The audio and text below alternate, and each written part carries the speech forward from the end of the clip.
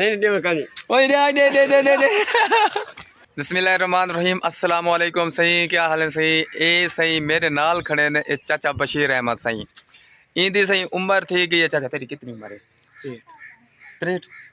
ए सही वाह 63 साल उम्र है। हाली तक ई बंदे ने शादी नहीं की थी। इगनु पूछदे हैं से तुसा शादी नहीं वेखीता क्या कोई हुरा देखो क्या गाल है से चाचा शादी क्यों नहीं वेखीता? सादा रो किता नहीं यार वो शादा ना थिया ना। और यहाँ करी शादा किता ना अच्छा अच्छा शादी किता हमें। या। अच्छा अच्छा यार बड़ी गाल है लेकिन त्रीजी क्यों नहीं वेखीता? वो तो डू किता ही बस छुट्टी है हैं हाँ छुट्टी है छुट्टी है। हाँ पक्की छुट्टी बच्चा क्या है यार? और उम्र ढाल गई और बात खत्म हैं? उम्र ढाल गया अच्छा अच्छा अच्छा चलो छोड़ो शादी नहीं वेखीता बिया सुनाओ तो जिंदगी था क्या तो क्या करेंदे पे आजकल जिंदगी के बारे जरा आवाम को दसो आवाम को गाइड करो कि आजकल तुसा किवें जिंदगी गुजरेंदे पे हाल विले विले तू मुराद कुछ करेंदे पे वे क्या नहीं करेंदे पे क्या करेंदे ओ पे जी घाट दा लावर में घाट पटा दे यार राह जटाके करने पे क्या क्या कर ऐसे तुम्हारी जमीन चौकी है नहीं हैं? ये जब भई है सारी ये सारी तुम्हारी जमीन है?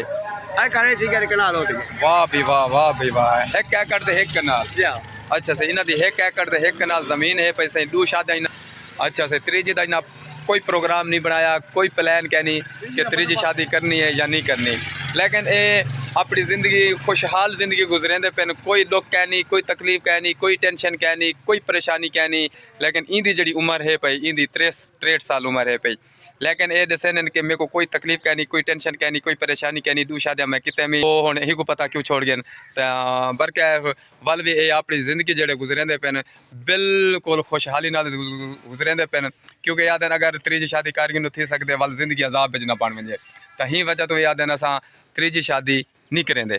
बाकी तुसा अपनी राय दसो साडी ये वाली वीडियो तो किवें लगी है अगर अच्छी लगी हो तो जरूर तुसा कमेंट्स करे सो।